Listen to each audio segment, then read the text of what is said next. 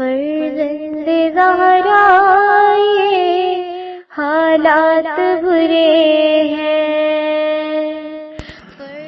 کاشانۂ بصیرت ایک ایسا مکمل یوٹیوب چینل جس پر محروم بصارت کے لیے بالخصوص اور تمام افراد کے لیے بالعموم سینکڑوں کی تعداد میں اسلامی کتب دستیاب ہیں. لہذا گزارش ہے کہ آپ اپنی ذمہ داری نبھاتے ہوئے کاشانۂ بصیرت کو سبسکرائب کرنے کے ساتھ ساتھ بیل آئیکن کو پریس کیجیے تاکہ آپ علم کے حصول کے ساتھ ساتھ مذہب اہل بیت کی اشاعت میں بھی اہم کردار ادا کرتے رہیں. کاشانۂ بصیرت. فرزند زہرا یہ حالات برے ہیں. بسم اللہ الرحمن الرحیم. السلام علیکم سامعین. کاشانۂ بصیرت کا یوٹیوب چینل اور ہم مل کر پڑھ رہے ہیں شرح نہج البلاغہ کلام امیر المومنین علیہ السلام جلد سوم، اور یہ ہے ریڈنگ کا پارٹ نمبر 13 خطبہ 71 ہم پڑھنے جا رہے ہیں اس نشست میں. اس میں سب سے پہلے آئیے اس خطبے کی سند کے حوالے سے جان لیتے ہیں. لکھا ہے خطبے کی سند صاحب مصادر نہج البلاغہ کہتے ہیں اس خطبے کا کچھ حصہ امیر المومنین علیہ السلام کے اس طویل خطبے کا حصہ ہے کہ جسے آپ نے اہل عراق کی مذمت میں بیان فرمایا. اس کا کچھ حصہ ابن دعب جو دال الف بے الف پہ حمزہ ہے، جو موسیٰ الحادی خلیفہ عباسی کے ہم اثر تھے، انہوں نے کتاب اختصاص الف خ تے سواد الف سواد اختصاص میں لکھا ہے، اور شیخ مفید رحمۃ اللہ نے اسے الارشاد میں نقل کیا ہے. ابن ابی الحدید کے کلام سے استفادہ ہوتا ہے کہ یہ خطبہ دیگر منابع میں دیکھا گیا ہے. صاحب مصادر نہج البلاغہ فرماتے ہیں کہ خطبہ 71 اور خطبہ 97 ایک ہی خطبہ تھا. مرحوم رضی نے اسے 2 حصوں میں کر کے خطبہ نمبر لگا دیے. حوالہ ہے مصادر نہج البلاغہ جلد نمبر 2 صفحہ نمبر 66. اور اب آئیے پڑھنے کا آغاز کرتے ہیں. اس خطبے کے حوالے سے مزید لکھا یہ ہے کہ اس گفتگو میں امام علیہ السلام عراقی فوج کے ایک دستے کو سخت الفاظ میں سرزنش اور انہیں بہت بری طرح جھڑکتے ہیں، یعنی کہ اہل عراق کی مذمت کے بارے میں ہے یہ خطبہ، کہ اس گفتگو میں امام علیہ السلام عراقی فوج کے ایک دستے کو سخت الفاظ میں سرزنش اور انہیں بہت بری طرح جھڑکتے ہیں. وہ اس لیے کہ صفین کے مارکے میں اسلامی افواج کو فتح و کامیابی حاصل ہونے میں کچھ باقی نہ رہا تھا کہ عراق کے بے وقوف لوگوں نے عمرو بن عاص کی چالاکی اور فریب میں آ کر جنگ سے ہاتھ کھینچ لیا اور جیتی ہوئی جنگ کو شکست میں بدل دیا. اس پر ستم بالائے ستم یہ کہ انہوں نے امام علیہ السلام کو جھٹلایا، کیونکہ امام علیہ السلام نے اپنے بعض دوسرے خطبوں میں آنے والے حالات میں عراقیوں کے بارے میں خاص طور پر پیشنگوئی فرمائی تھی. اب لکھا ہے خطبہ ایک نگاہ میں. اس ہیڈنگ میں ہم پڑھتے ہیں کہ بعض روایات میں آیا ہے کہ امیر المومنین علیہ السلام نے ایک دن منبر سے فرمایا کہ مختلف مذاہب کے پیروکاروں سے گفتگو کے لیے اگر مسند علم کو بچھا دیا جاتا تو میں اہل تورات کو ان کی تورات سے، انجیل کے ماننے والوں کو ان کی انجیل سے، قرآن مجید کے ماننے والوں کو قرآن مجید سے عدل و انصاف کی باتیں ضرور پہنچاتا. اللہ کی کتاب میں کوئی ایسی آیت نہیں ہے کہ جس کی شان نزول میدانوں میں نازل ہوئی یا پہاڑوں پر کس کے لیے اور کس وقت نازل ہوئی، اس سب کو میں اچھی طرح سے جانتا ہوں. یہاں پر انورٹڈ کاما کلوز ہو گیا. پھر لکھا ہے کہ جب امام علیہ السلام کی بات ختم ہوئی، منبر کے نیچے بیٹھے ہوئے کسی نے کہا کہ میرے اللہ، یہ کتنا بڑا جھوٹا دعویٰ کرتا ہے، نعوذ باللہ. پھر لکھا ہے کہ اور انورٹڈ کاما یہاں پہ کلوز ہوا. پھر لکھا ہے کہ اور حیرت کی بات یہ ہے کہ اس کے پہلو میں جو شخص بیٹھا تھا اس نے امام علیہ السلام کی طرف رخ کر کے آہستہ سے کہا کہ میں گواہی دیتا ہوں کہ تم عالمین کے خداؤں میں سے ایک ہو. بریکٹ میں لکھا ہے کہ ایک حد تفریق میں گر گیا اور دوسرا حد افراد تک پہنچ گیا. ایک اور روایت میں آیا ہے کہ ایک دن امیر المومنین علیہ السلام نے خطبہ دیتے ہوئے فرمایا کہ تم لوگ جس چیز کے بارے میں پوچھنا چاہتے ہو مجھ سے پوچھ لو اس سے پہلے کہ تم مجھے کھو بیٹھو. Inverted comma close. اس کے بعد آئندہ پیش آنے والے چند خطرات، حادثات اور واقعات کے بارے میں بتایا تو ممبر کے نیچے بیٹھے ہوئے لوگوں میں سے کچھ نے آپ علیہ السلام کی نسبت جھوٹ کی تہمت لگائی، नाउज़ु बिल्लाह। हवाला है शरह नहजुल बलागा इब्न अबी अल हदीद जिल्द नंबर 6 सफ़ा नंबर 136। दिए गए खुतबात की निस्बत इस किस्म की बेहुदा बातें जब इमाम अलैहिस्सलाम ने सुनी तो आप अलैहिस्सलाम ने उन लोगों को झुठलाने के लिए इस खुतबे को इरशाद फरमाया। बहरहाल ये खुतबा आप अलैहिस्सलाम के उन खुतबात में से एक है कि जो सिफ़ीन के बाद इरशाद फरमाए हैं, और उसमें इस मुनाफिक ग्रोह को सरजनिश की है कि तुम लोगों ने चंद कदम पर हासिल होने वाली कामयाबी का बढ़कर इस्तकबाल क्यों नहीं किया, उसे नामुकम्मल क्यों छोड़ा और इस्लामी हुकूमत को फितना व फसाद के दलदल में क्यों धकेला। यही वजह है कि उन्हें ऐसी हामिला औरत से तशबीह देते हैं कि जिसका सरपरस्त मर गया हो और जिसने हमल के आखिरी दिनों में खुद अपने हाथों से हमल गिरा दिया हो और मरने वाले की मीरास के इसके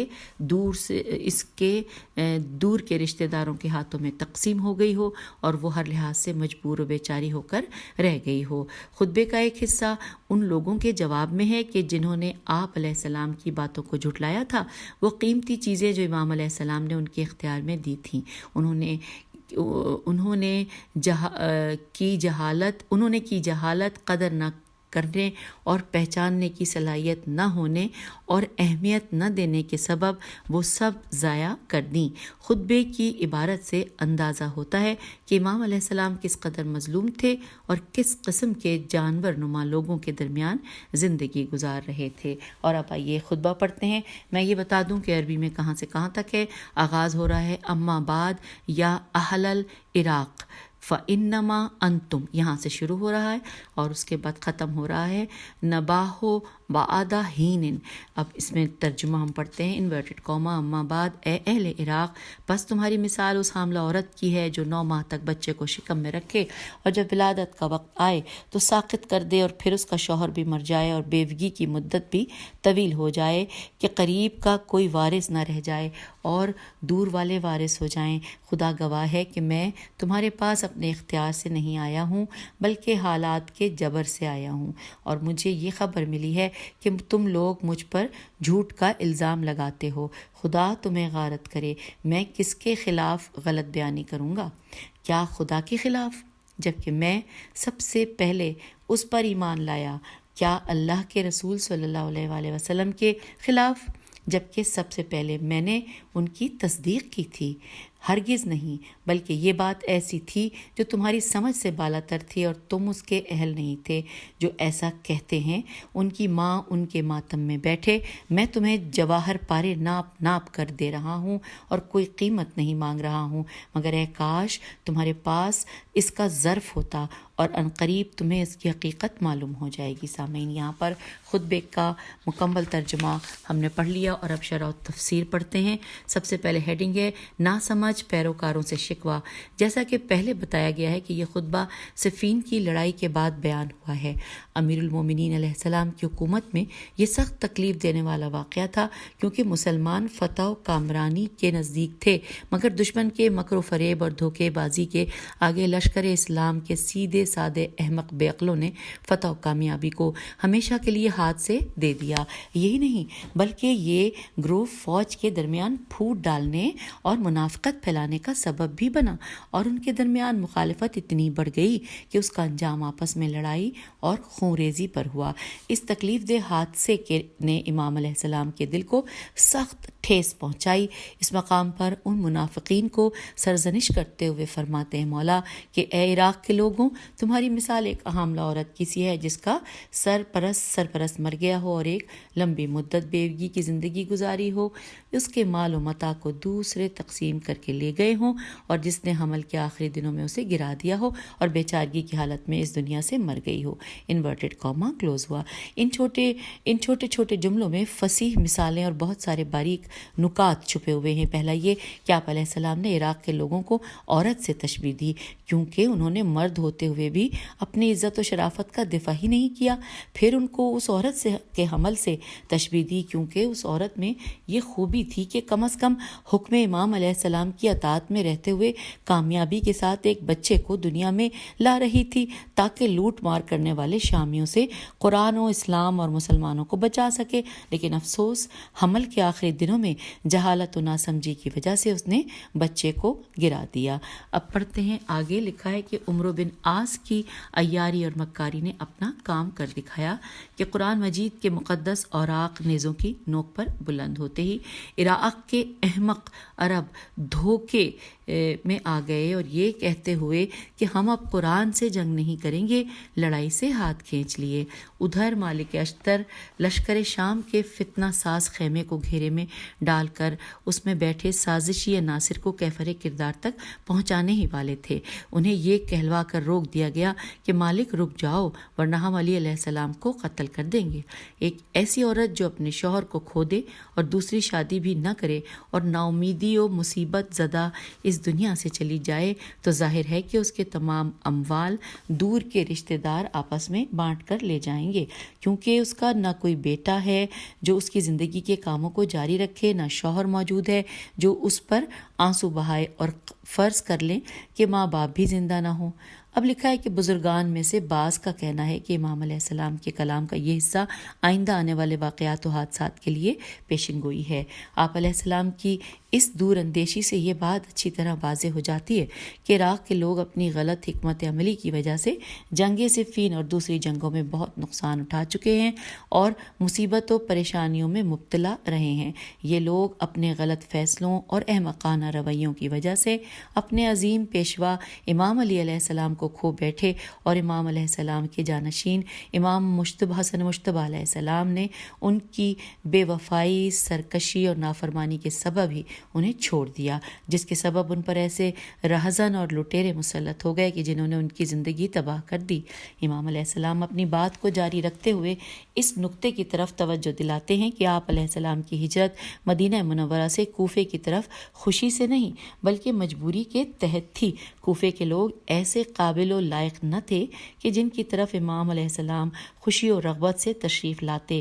اس کے برعکس مدینہ کے لوگ جن کی طرف رسول خدا صلی اللہ علیہ وآلہ وسلم نے مصیبت اور خوشی و رغبت سے ہجرت فرمائی، کیونکہ حقیقت میں مدینہ کے لوگ اس بات کے لائق و قابل تھے۔ فرماتے ہیں انورٹڈ کاما میں کہ آگاہ ہو جاؤ، خدا کی قسم میں اپنی مرضی سے تمہاری طرف نہیں آیا ہوں بلکہ کسی مجبوری کے تحت مجھے یہاں آنا پڑا، انورٹڈ کاما کلوز۔ یہاں تاریخ بھی اس حقیقت پر گواہ ہے کہ اگر جنگ جمل واقع نہ ہوئی ہوتی تو امام علیہ السلام بصرہ کی طرف نہ جاتے، اور حجاز کی فوج اگر عہد و پیمان توڑنے والی بصرے کی فوج کو منتشر کرنے کے لیے کافی ہوتی تو بے وفا کوفیوں سے مدد طلب نہ کرتے۔ اگر امیر شام کی دہشت گردی اسلامی مملکت کے لیے خطرہ پیدا نہ کرتی تو امام علیہ السلام اس کے مقابل اسلام و مسلمین کے دفاع میں کوفے کو اپنا پایہ تخت نہ بناتے، بلکہ رسول خدا صلی اللہ علیہ وآلہ وسلم کے جوار رحمت اور قبر زہرا سلام اللہ علیہا اور سرزمین وحی کو چھوڑ کر کبھی کوفہ نہ جاتے۔ یہ گفتگو دراصل ایک یقینی سوال کا جواب ہے، اور وہ سوال یہ ہے کہ اگر کوفہ اور عراق کے لوگ ایسی سرزنش اور ملامت کے مستحق تھے تو امام علیہ السلام نے انہیں اپنی فوج اور پیروکاروں میں شامل کیوں فرمایا؟ اس کا جواب یہ ہے کہ یہ زمینی حقائق کے اعتبار سے اختیاری نہیں بلکہ ایک مجبوری کا فیصلہ تھا۔ اپنی نسبت کو کوفے والوں کی بیہودہ باتوں کا جواب دیتے ہوئے آپ فرماتے ہیں، ترجمہ انورٹڈ کاما کہ مجھے خبر ملی کہ تم میں سے کچھ لوگوں کا کہنا ہے کہ علی علیہ السلام حقیقت کے خلاف بیان کرتا ہے۔ خدا تمہیں غارت کرے، میں نے کس کے ساتھ جھوٹ بولا ہے؟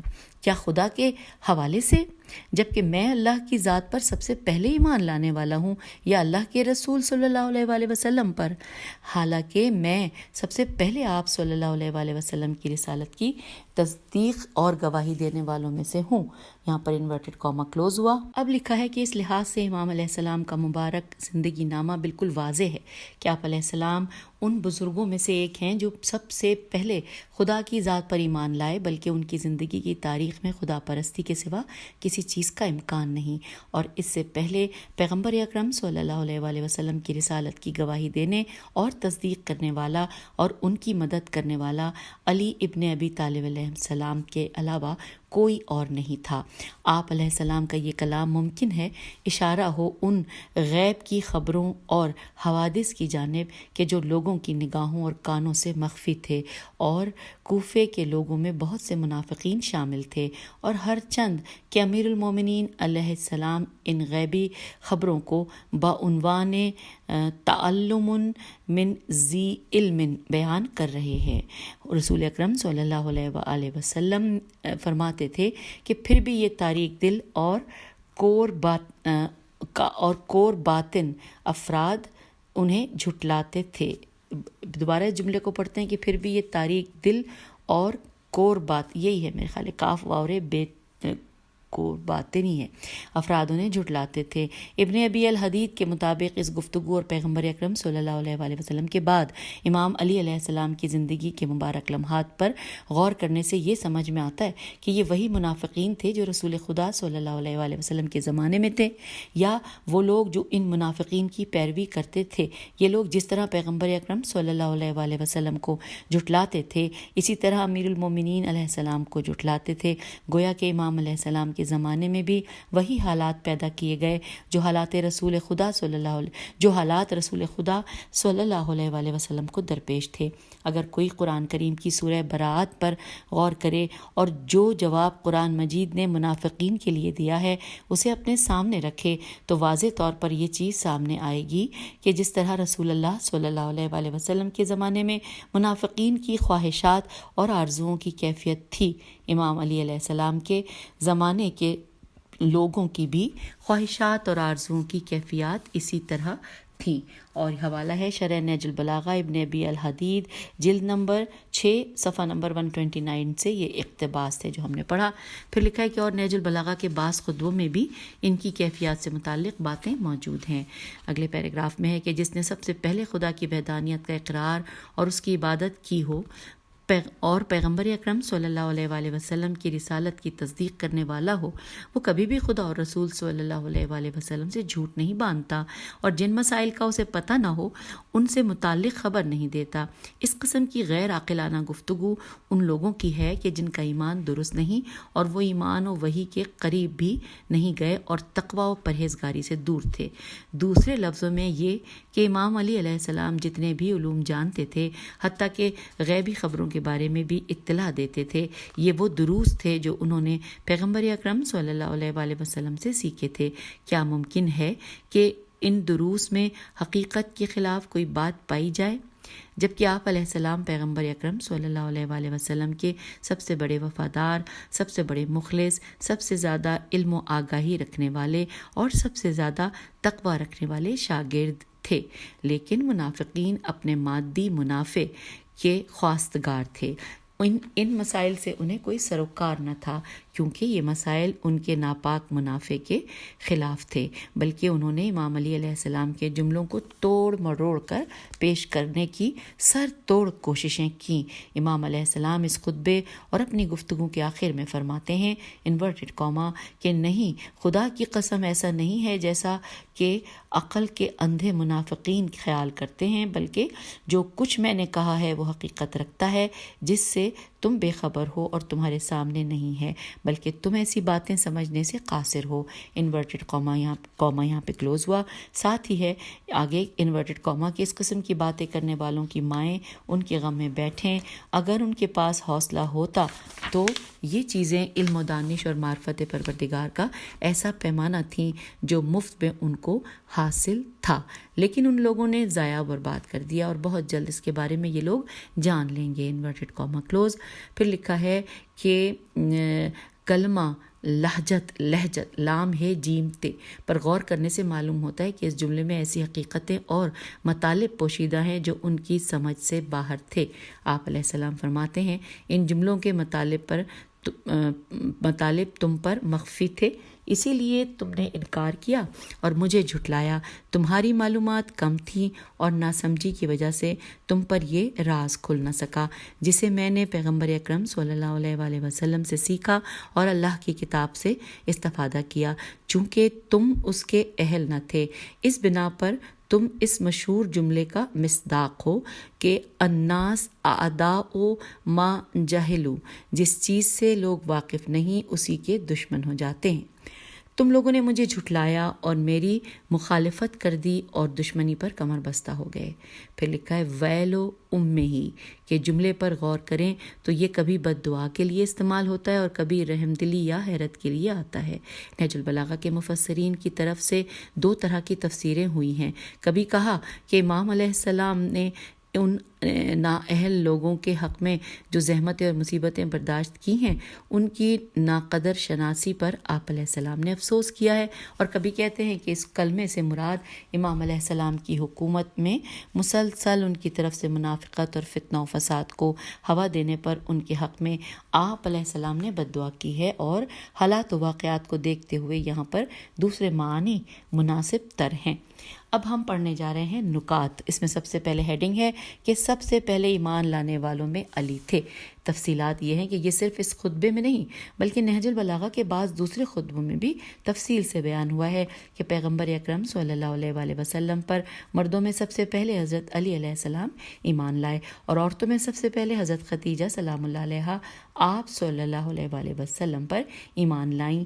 ان ذکر شدہ مطالب کی تاریخ اور اسلامی روایات سے بھی تائید ہوتی ہے، مگر اہل سنت کے بعض متعصب قلمکاروں نے جیسے کہ کتاب الہدایہ والنہایہ کے لکھنے والے نے ان صریح مطالب سے جو تاریخ اور اسلامی روایات کے مسلمات میں سے ہیں کسی نہ کسی بہانے سے انکار کر دیا، لیکن جیسا کہ ہم نے اوپر اشارہ کیا اس حقیقت کی روایات سے بھی تائید ہوتی ہے اور تاریخ سے بھی۔ پھر لکھا ہے کہ علامہ امینی نے کتاب الغدیر پر جلد سوم میں تقریباً 100 احادیث اس بارے میں اہل سنت کی کتابوں سے نقل کی ہیں، اور ان میں سے بعض احادیث خود رسول اللہ صلی اللہ علیہ وآلہ وسلم سے نقل ہوئی ہیں اور بعض صحابہ سے یا تابعین سے نقل ہوئی ہیں۔ ان احادیث میں سے چند ایک بیان کرتے ہیں۔ سامعین، یہ احادیث پڑھنے سے پہلے میں یہ بھی آپ کو بتا دوں کہ یہ جو کتاب الغدیر ہے اس کے جتنے بھی والیوم ہیں، یعنی کہ اس کے تمام والیوم ہمارے پاس اس یوٹیوب کے اوپر موجود ہیں، اپلوڈ ہو چکے ہیں کاشان بصیرت کے یوٹیوب چینل پر۔ آئیے پڑھتے ہیں۔ اب لکھا ہے احادیث میں سے چند ایک ہم بیان کرتے ہیں۔ نمبر 1 کہ ایک حدیث میں پیغمبر اکرم صلی اللہ علیہ وآلہ وسلم نے فرمایا کہ سب سے پہلے اسلام قبول کرنے والے اور میرے پاس حوض کوثر پر پہنچنے والے علی ابن ابی طالب علیہ السلام ہیں، اور پھر اس کے بعد اسی حوالے سے اس کا حوالہ یہ بھی ہے کہ یہ حدیث حاکم نے مستدرک جلد 3 صفحہ نمبر 136، خطیب بغدادی نے اپنی تاریخ جلد نمبر 2 صفحہ نمبر 81 پر بھی نقل کی ہے۔ اس کے بعد لکھا ہے دوسرے نمبر پہ ابن عباس رضی اللہ نے پیغمبر اکرم صلی اللہ علیہ وآلہ وسلم سے نقل کیا ہے کہ آپ صلی اللہ علیہ وآلہ وسلم نے فرمایا کہ جس نے سب سے پہلے میرے ساتھ نماز پڑھی وہ علی علیہ السلام تھے۔ اس حدیث کو فرائد السمتین باب نمبر 47 میں 4 طریقوں سے انہوں نے نقل کیا گیا ہے۔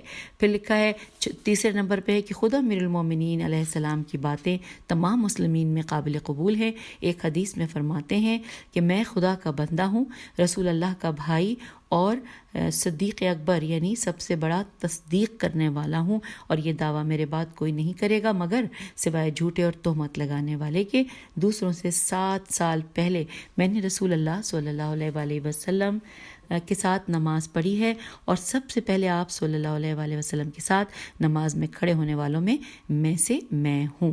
اور اس حوالے سے اس کا حوالے میں یہ بھی لکھا ہے کہ اس حدیث کو اہل سنت کی معروف شخصیات نے معتبر اسناد کے ساتھ نقل کیا ہے۔ نسائی نے خصائص صفحہ نمبر 3 پر، حاکم نے مستدرک جلد نمبر 3 صفحہ نمبر 112 پر، ابن ماجہ نے اپنی سنن جلد نمبر 1 صفحہ نمبر 57 پر، تبری نے تاریخ تبری جلد 2 صفحہ نمبر 213 پر نقل کیا ہے۔ اب آئیے چوتھے نمبر پہ پڑھتے ہیں۔ لکھا ہے کہ حضرت امام حسن مجتبی علیہ السلام نے امیر شام کے دربار میں امیر شام اور اس کے طرف داروں کی جانب سے کیے گئے کچھ سوالات کے جو جوابات دیے ان میں سے ایک یہ تھا کہ تمہیں خداوند متعال کی قسم دیتا ہوں کہ کیا تم اس بات کو جانتے ہو کہ علی ابن ابی طالب علیہ السلام سب سے پہلے ایمان قبول کرنے والوں میں سے تھے؟ یہاں پہ سوالیہ نشان۔ اب ساتھ میں اس کا حوالہ ایک اور بھی ہے کہ اس حدیث کو ابن ابی الحدید نے شرح نہج البلاغہ جلد نمبر 2 صفحہ نمبر 101 پر نقل کیا ہے۔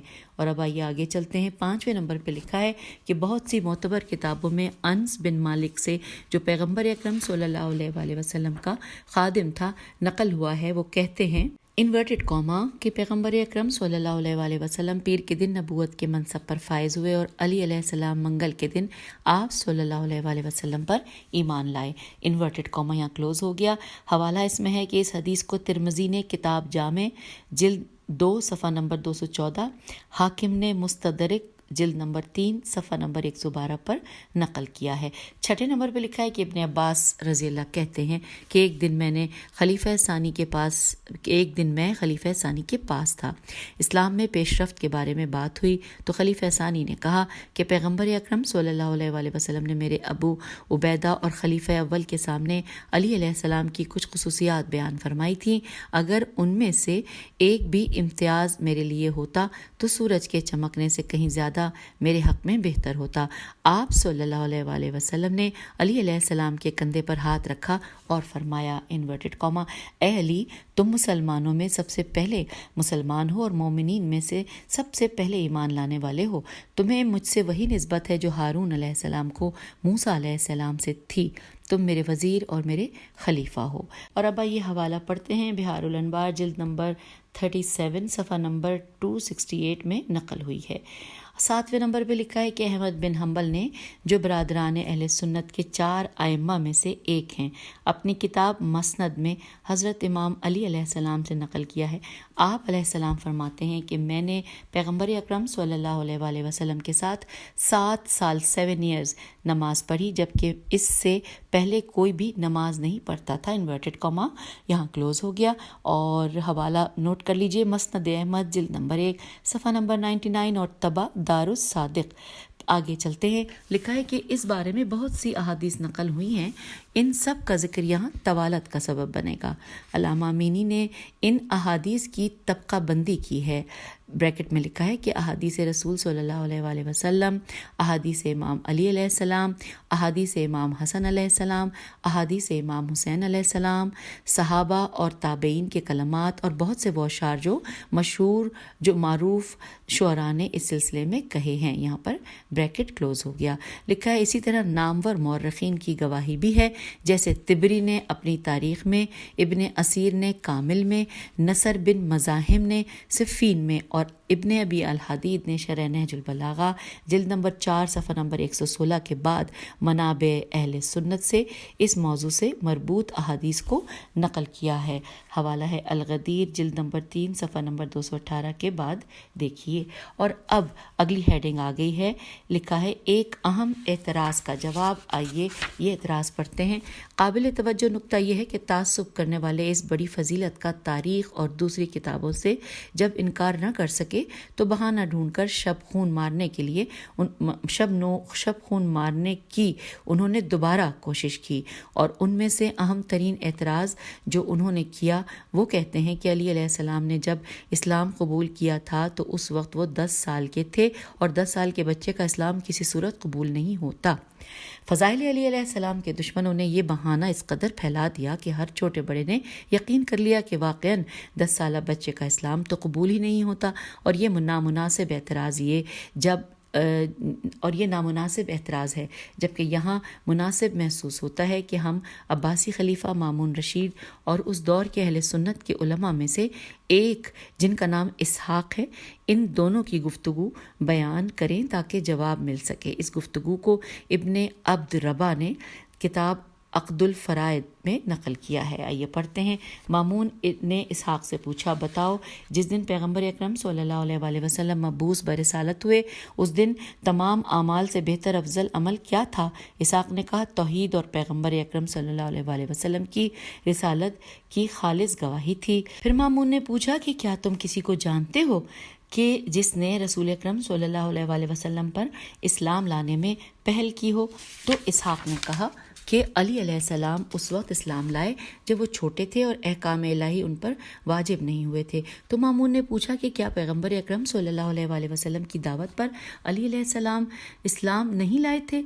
کیا پیغمبر اکرم صلی اللہ علیہ وآلہ وسلم نے ان کا اسلام قبول نہیں کیا تھا؟ یہ کیسے ہو سکتا ہے کہ پیغمبر اکرم کسی کو دعوت اسلام دیں اور اس کا اسلام قبول نہ ہو؟ تو اسحاق کے پاس اس سوال کا کوئی جواب نہ تھا۔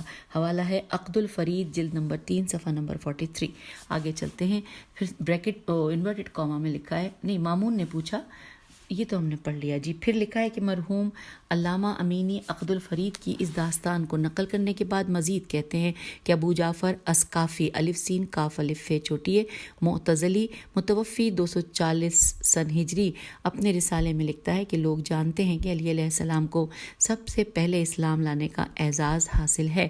پیغمبر اکرم صلی اللہ علیہ وآلہ وسلم پیر کے دن مبعوث ہوئے اور علی علیہ السلام منگل کے دن پیغمبر اکرم صلی اللہ علیہ وآلہ وسلم کی نبوت پر ایمان لے آئے۔ اور یہ بات تو سب سے زیادہ مشہور ہے کہ آپ علیہ السلام فرمایا کرتے تھے کہ مجھے دوسروں سے 7 سال پہلے رسول خدا صلی اللہ علیہ وآلہ وسلم کے ساتھ نماز پڑھنے کا شرف حاصل ہے اور میں سب سے پہلے اسلام لانے والوں میں سے ہوں۔ ہم نے اس سے پہلے کسی کو یہ کہتے ہوئے نہیں دیکھا کہ علی علیہ السلام نے اسلام کو ہلکا سمجھا ہے یا یہ کہ علی علیہ السلام نے بچپن میں اسلام قبول کیا ہے۔ تعجب کی بات یہ ہے کہ حضرت عباس اور حمزہ رضی اللہ اسلام قبول کرنے میں حضرت ابو طالب علیہ السلام کو دیکھتے رہے کہ ابو طالب علیہ السلام ایمان لائیں اور تو ہم بھی اسلام قبول کریں۔ ابو طالب علیہ السلام کا فرزند باپ کے انتظار میں نہیں رکا بلکہ رسول اللہ صلی اللہ علیہ وآلہ وسلم کی دعوت اسلام پر فوراً لبیک کہا اور تصدیق کی۔ حوالہ ہے الغدیر جلد نمبر 3 صفحہ نمبر 237۔ آئیے آگے چلتے ہیں۔ پھر لکھا ہے کہ المختصر یہ کہ پیغمبر اکرم صلی اللہ علیہ وآلہ وسلم نے علی علیہ السلام کے اسلام کو قبول کیا اور کوئی اگر ان کے اسلام کی قبولیت اور عمر شریف کو معتبر نہیں جانتا اور کہتا ہے کہ وہ چھوٹے تھے تو حقیقت میں اس نے یہ اعتراض خود پیغمبر اکرم صلی اللہ علیہ وآلہ وسلم کی ذات پر کیا ہے کہ آپ صلی اللہ علیہ وآلہ وسلم نے علی علیہ السلام کے اسلام کو قبول کیا۔ روایات میں یوم الدار کی مشہور داستان میں آیا ہے کہ پیغمبر اکرام صلی اللہ علیہ وآلہ وسلم نے کچھ کھانا تیار کیا اور قریش سے اپنے رشتہ داروں کو دعوت پر بلایا اور انہیں دین اسلام کی دعوت دی۔ فرمایا کہ جس کسی نے بھی میری دعوت کو اسلام کے دفاع کے لیے قبول کیا وہ میرا وصی بھائی اور جانشین ہوگا۔ اس وقت سوائے علی ابن ابی طالب علیہ السلام کے کسی نے بھی ان کی دعوت کو قبول نہیں کیا۔ انہوں نے کہا یا رسول اللہ صلی اللہ علیہ وآلہ وسلم میں آپ صلی اللہ علیہ وآلہ وسلم کی بیعت اور مدد کروں گا۔ اور پیغمبر اکرم صلی اللہ علیہ وآلہ وسلم نے فرمایا کہ تو آج کے بعد میرا بھائی، میرا وصی اور میرا جانشین ہے۔ اب حوالہ ہے کہ اس روایت کی اسناد حدیث یوم الدار کی ذیل میں بطور مشروع آئی ہے، پیام قرآن جلد نمبر 9 صفحہ نمبر 326۔ پھر لکھا ہے کہ کیا کوئی یہ مانتا ہے کہ پیغمبر اکرم صلی اللہ علیہ وآلہ وسلم نے اس دن ایک نابالغ بچے کو جن کے بارے میں اعتراض و بہانہ کرنے والوں کو یہ کہنا تھا کہ ان کا اسلام قبول نہیں کیا تھا، پیغمبر اکرم صلی اللہ علیہ وآلہ وسلم نے انہیں اپنا بھائی، وصی اور جانشین بنایا اور دوسروں کو ان کی اطاعت و پیروی کرنے کا حکم فرمایا؟